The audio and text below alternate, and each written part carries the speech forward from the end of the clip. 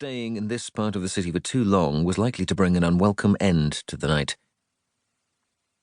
James sat up and took a long, deep breath.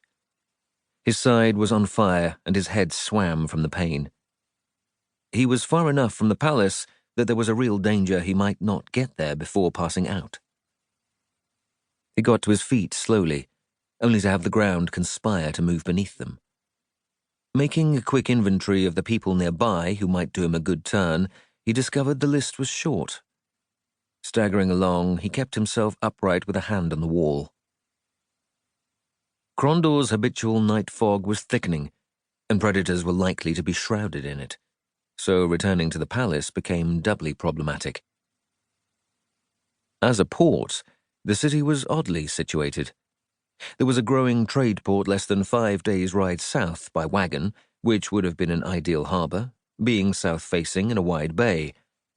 Even the town of Sarth to the north would have been a better port with some dredging and a man-made breakwater.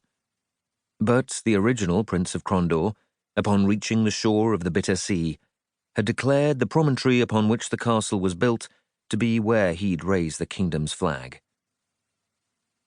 The standing joke among the palace staff was that Krondor was where it was because the original prince loved the view of the sunsets from the hall. James had to admit, they were often lovely sunsets. He realized he was getting giddy and forced his mind to clarity as he stumbled towards his destination. As he moved slowly along, he reviewed how he had managed to find himself in this predicament. Since returning from the north and his very odd adventures involving the mad pirate named Bear, he had been investigating the presence of a rival gang in Krondor, headed by a mysterious figure known only as the Crawler. In the last 4 months, life in Krondor had returned as much to normal as it ever did.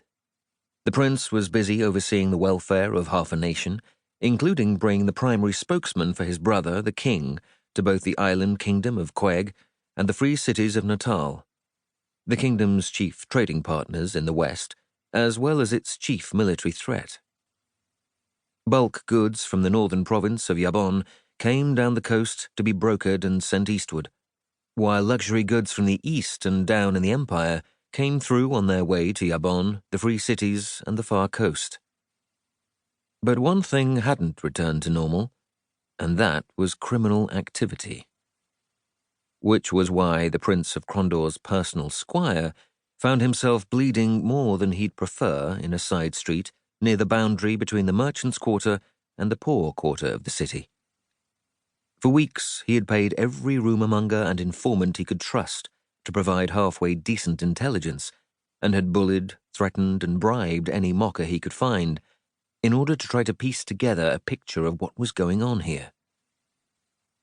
When the Crawler had first appeared on the scene, he had been viewed as merely one more interloper, an ambitious upstart who would be quickly destroyed or absorbed by the upright man's mockers.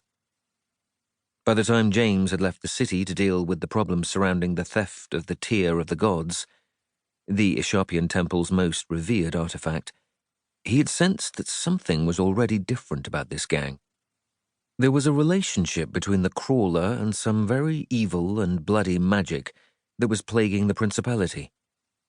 He couldn't connect the events of the last few years since uncovering the demon cult in the Jalpur desert, the loss of the Tear of the Gods, and other odd occurrences directly to the Crawler and his men, but what James called his bump of trouble told him there was, somehow, a connection, and he intended to discover what it was. James had undertaken that mission for the prince and the Ishopians a few months previously, and since returning to Krondor, he and Jazhara, the prince's advisor on magic, had been poring over reports, searching for those that directly or indirectly referenced the sort of events that might point back to the Crawler and his allies. A pattern had emerged. Although it centered on Krondor, it extended from Durbin, in the west, on the coast of Kesh, all the way north to Ylith, southernmost city in Yabon province. It had taken a lot of work, but the prince had set it as a high priority. The attempted theft of the Tear of the Gods had troubled him deeply. There were few truly sacred things in life, but the Tear